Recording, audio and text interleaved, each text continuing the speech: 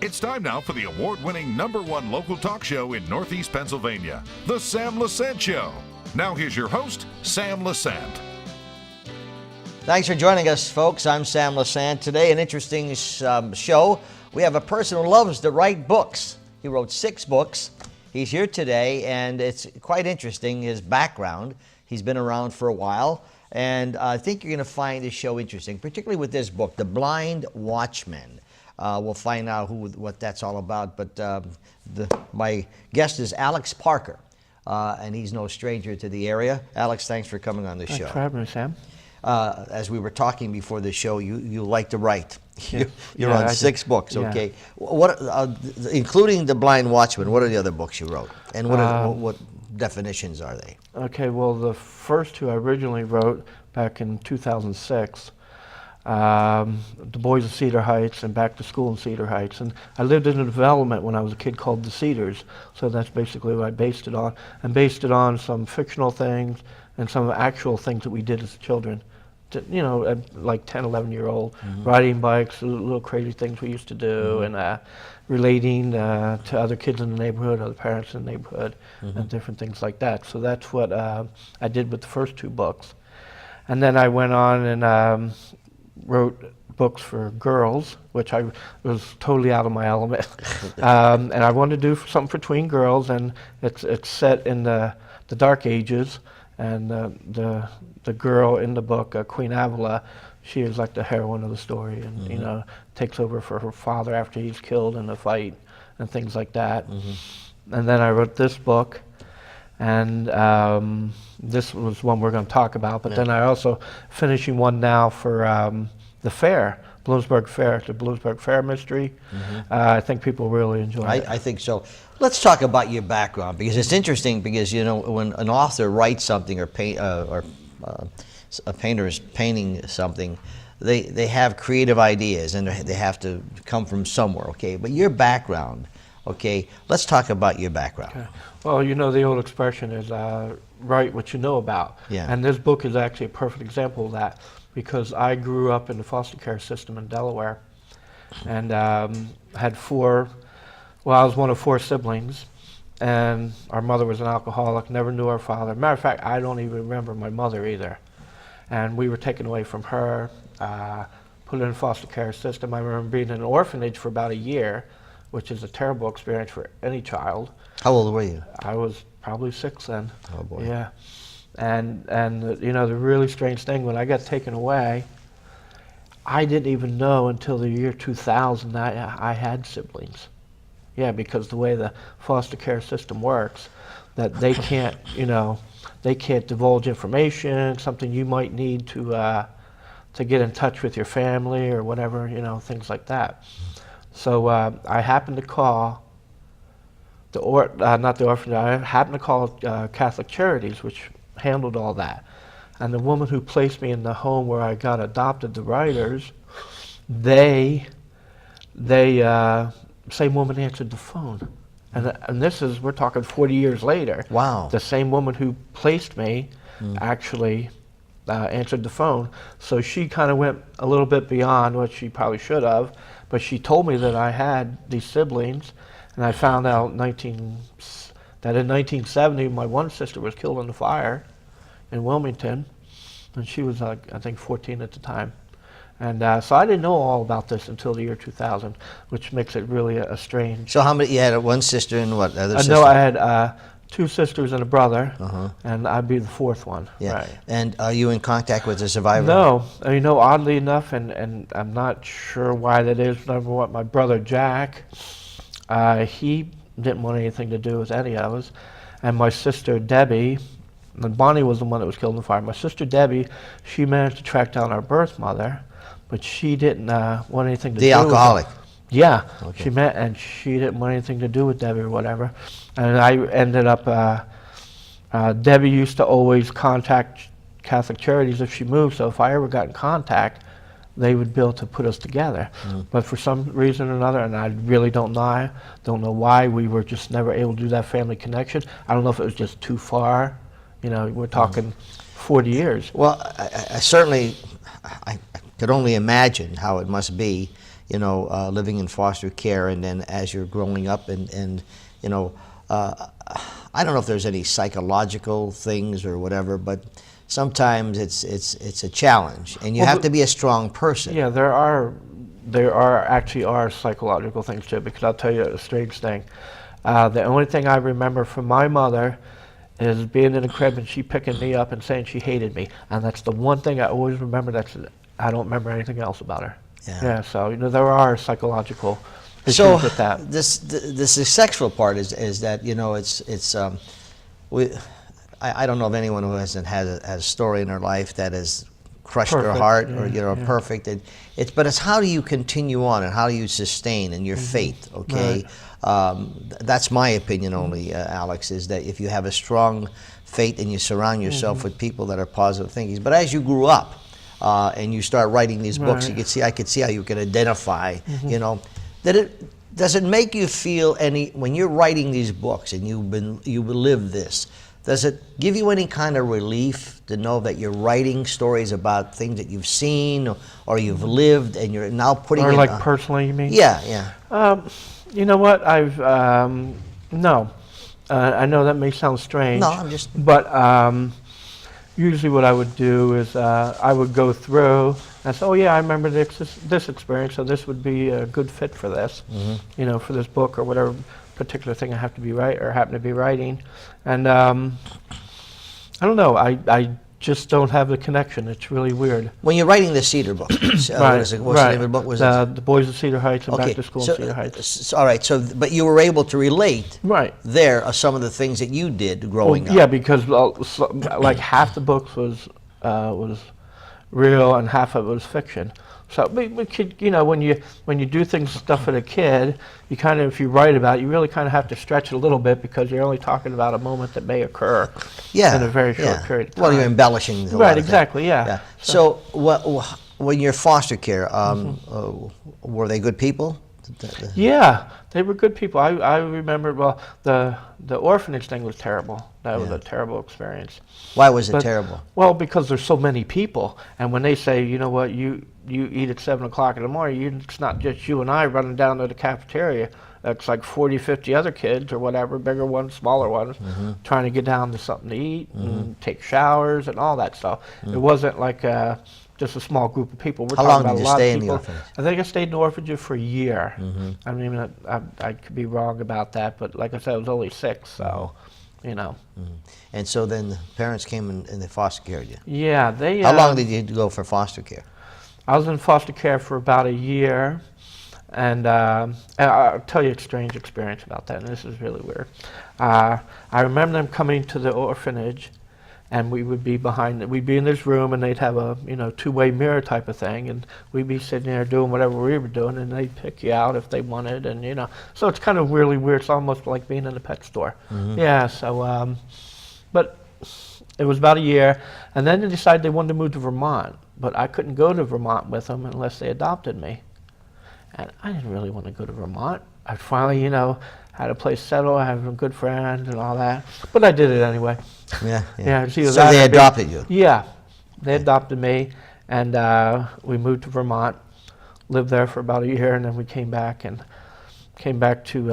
we moved to Massachusetts, I'm sorry. We went to Vermont, moved to Massachusetts, and then moved back to Delaware. Was your life good? I mean, would they take it was good. They didn't mistreat you? No. I mean, not like some of the other, foster homes I was in and stuff, but, no, it was good. But like I said, by the time I got to that point in my life, I really believe that children really need that connection today, at a very young age with their parents and stuff. I mean, being in the situation I was in, I really understand how important that really is. Did you ever think of writing a book about your life? I did, It's funny you should ask me that. I sat down, I got half a page, and I said... Too hard? Yeah, I don't know, it took me 40 years to get over it. I guess I didn't really want to do it again, I guess. No, you said something, and I said to you before we started the show, I said, when I have a guest and they wrote a book or they did a painting, I'd like to, what would you like our viewers to get from that? Okay, so here you are, you're telling a story, and you just said, it's so important today for the parents to relate with their children, okay? we live in a crazy world, okay? Yeah, that's an and understatement. unfortunately, both parents sometimes have to work. There's Right. a lot of challenges. There's a lot of pressure on parents today, foster care, guardians. Right. And, you know, I was fortunate when I grew up.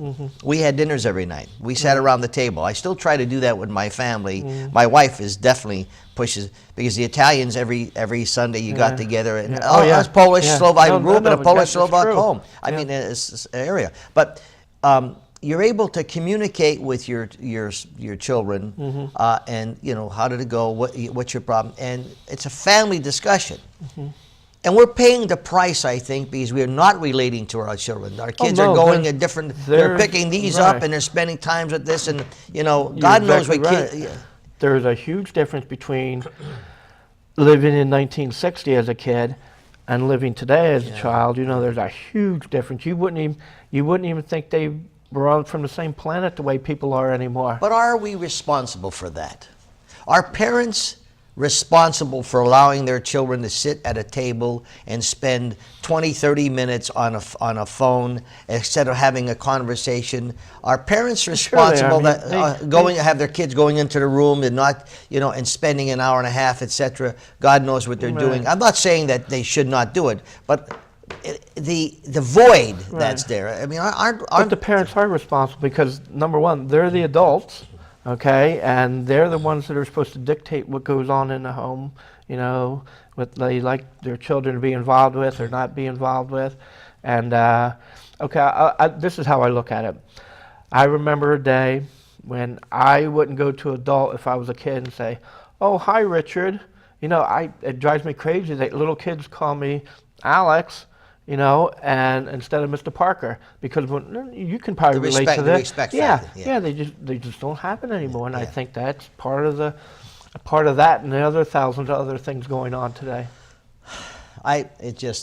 What made you survive? Before we get into this book, because I'm finding it fascinating, your story, because I think there's a lot that people can learn. How did you survive? You survived an alcoholic mother. You were told that she hated you. You went into foster care. You were adopted. You know, how did you survive all of that? Well, you know what, Sam? Some days I'm not sure I did. It's a very tough road to go down. And I spent like 30, 40 years being mad at God and the world, and, you know, considering my circumstances. And, you know, everybody thinks, well, you know what, they deserve a decent life, you know, and people don't want, you know, good people to die young. But you know what? That's life, man. That's the way it works. And there's really nothing you can, there's a lot of times when you're little like that, you have no control over that. You ever think God had a direction for you? No. Yeah, yeah. Um, you ever, well, sometimes bad things, as they say, Yeah. good things happen from bad things. Right, but it took 40 years for the good thing to come out, you know? Hey, sometimes Yeah. you never know. Yeah, so, yeah, I mean, the experience I wouldn't wish on any child. I can appreciate it. And, but there are learning things from it. You know, I think you can learn to treat other people better. I mean, if nothing else comes out of that, you know, there's no reason for me to treat somebody badly, you know, considering, you know, the things I went through. Folks, I'm talking to Alex Parker, the author of the book Blind Watchman. Now, we're going to get to the book. I just find this story very interesting. Sam, if you put up, this is how you can buy the book, The Blind Watchman. When we come back, we'll talk about, well, all right, he talks about his interest when he grew up in Cedar Hills. And when he wrote this book, it's a story about an Air Force captain who flew Air Force One, right? And interesting things about it. But how did this book come to be? What could we learn from the book? I'm sure you already are able to understand his life to a degree. We'll be back right after this.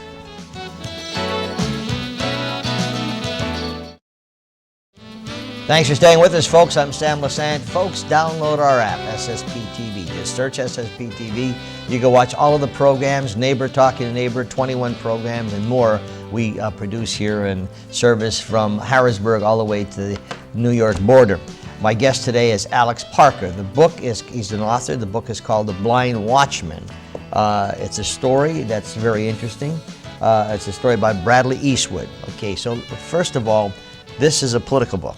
Right. Okay, so how did you become interested in politics? I became interested when I was about 14. I lived in Massachusetts then, and Massachusetts is home to the Kennedys, as you know. And my brother-in-law called me one day. He said, Ted Kennedy's coming down to whatever place it was. You want to go? I said, sure. It was a school day. He said, I don't care. Go ahead. We'll go down anyway. And we did. And I went down, and he was giving a speech about clean water and different things like that. And I kind of got hooked on it from there. And ever since then, it's been in my blood. So I love it. Yeah. It's interesting. I have a lot of political guests on my show. Some people don't want to come on the show, because I guess they feel I never put anyone in the corner. Mm-hmm. I will tell them if you're pro-choice, I'm going to talk about pro-choice, or if you voted on a bill, etc. But some people, I guess they have certain.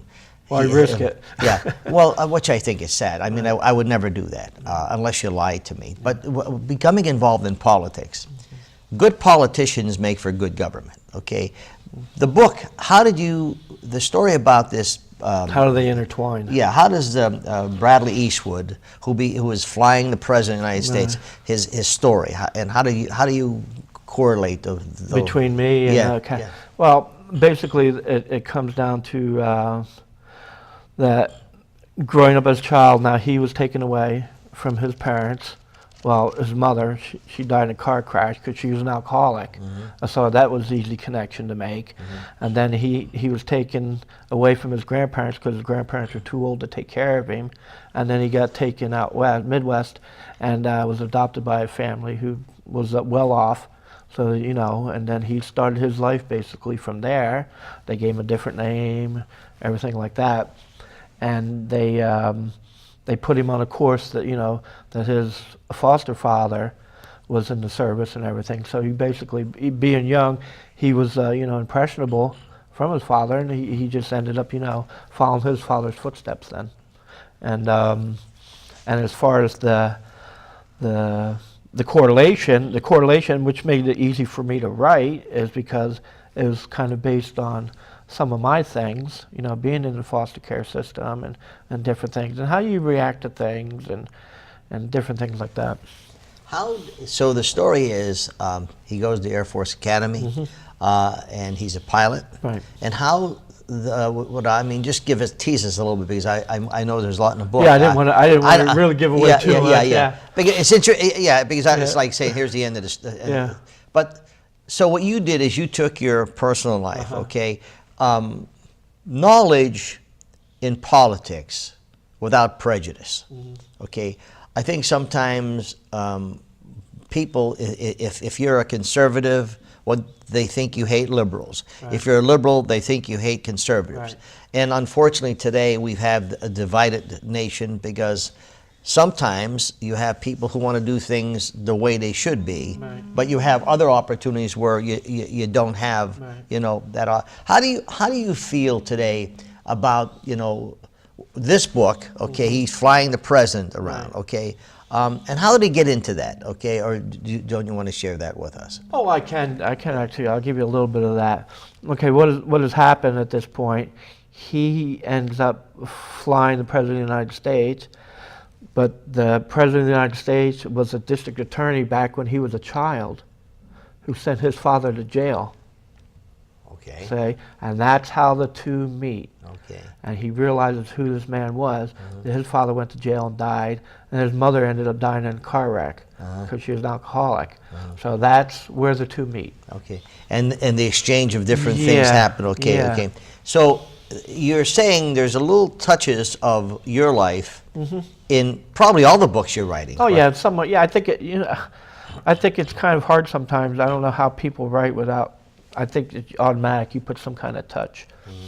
in. Matter of fact, somebody on Twitter asked a question. Says, "Hey, when you write a book, do you put your own name in?" Which is really funny because it seems you wouldn't think that you would have trouble coming up with names writing a book, but it's a lot harder than people think it is.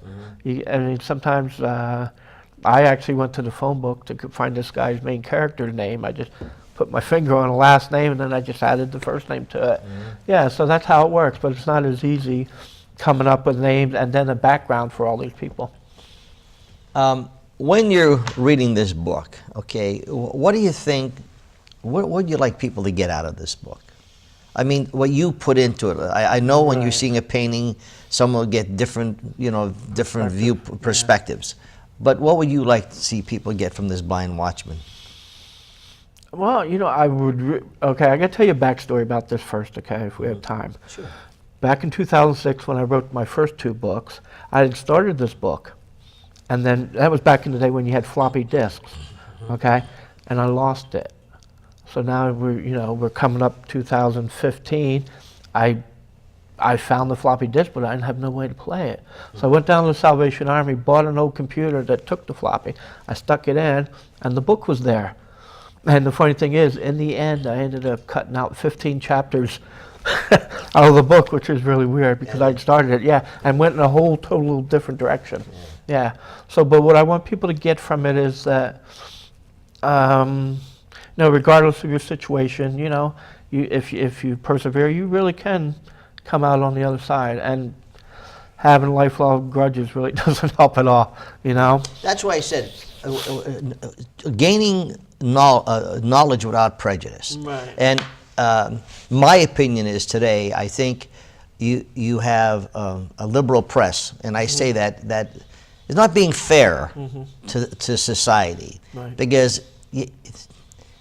And whether it's Democrat or Republican, if it was reversed and they were doing it to a Democrat, I'd say the same thing, Right. okay? And that's the sad part, I think, because they're not presenting, they hate a person like they Right. hate Trump. Right. So it's, 85, 90%, it's always, so it's not that balance that all the things they do, it's based on hate. Yes. It's not saying, as soon as, like you said, Democrat, Republican, doesn't matter. doesn't matter. If they don't look yeah. for the good thing that's going on or whatever, it's Yeah. always the negative. We'll cover all that, Yeah. and the good things you don't hear about. That's I how think that I works. think you were in this business. I think it's a total injustice that they're doing to anyone, Democrats or Republicans. Folks, I'm talking to Alex Parker. The book is The Blind Watchman. His story is fascinating, and I'm sure we could learn a lot from him. I hope he would write a book about his life, because I think that would be a bestseller, as well as this book is going to be. Sammy, you can put up how they can get the book, and it's Amazon. You get the Blind Watchman, as well as Twitter. We'll be back right after this. Thanks for staying with us, folks. 24/7, SSPTV.com. Download our app, SSPTV. Just search SSPTV. When you download it and you see all the shows we produce, you'll understand why I think it's so important for you to download the app. My guest is Alex Parker today. He's an author, wrote 6 books. The book we're featuring today is The Blind Watchman. The Blind Watchman. The title, how'd you get that title? It's a biblical term, and as I explained to you earlier, that it's basically you're not seeing the forest because of the trees. And in this case, the case of this story is, they have all this security for the President, Air Force One. It's just so total, but they missed one opportunity, and they didn't think about it, they didn't do it, and that's why it made it possible for Bradley Eastwood to do what he did. It's fascinating. Your life is interesting because you grew up in foster care. Your mother was an alcoholic, and you had siblings, and it's went from foster care to adoption, right? Right. Well, there was a orphanage in between. Yeah. So as I said to you before, when you're taking your life's experience and it's like a chef who's been around and he's now making a meal. He's able to incorporate a lot of things he's learned. Okay, Right. And evidently to get experience, you have to have the life experience. And in this book, in all your books, you said you have a touch of your life experience. Yeah, I kind of add that in. I don't know why, but I just do. Yeah. I mean, it's like watching. My wife and I like to watch different movies, or that have substance, and you look, and then sometimes we'll comment, and sometimes it relates to your own life, and same thing with reading your books. Right. Okay, you're reading it and you're beginning to think, well, I got these are different things that happen in my life. And you know what makes it interesting is because in writing a book or something like that, it's always the little details. Yes. Always the little things. Yes. Okay, I'll give you a quick example. I can't tell you that. Okay, I'm going to tell you. He's sitting in the living room somewhere, and he sees this box that he had brought from his parents' house, And in the box is this file that contains all this information about him. But the point is that, he was just sitting there, and then I kind of take him over to that box. He's looking at it. Maybe, but then it takes him a couple days before he actually goes and opens up the box. Well, you're whetting my appetite. His life story is interesting. He survived, and it's a good lesson for a lot of people. Thanks for joining us. We'll see you next time.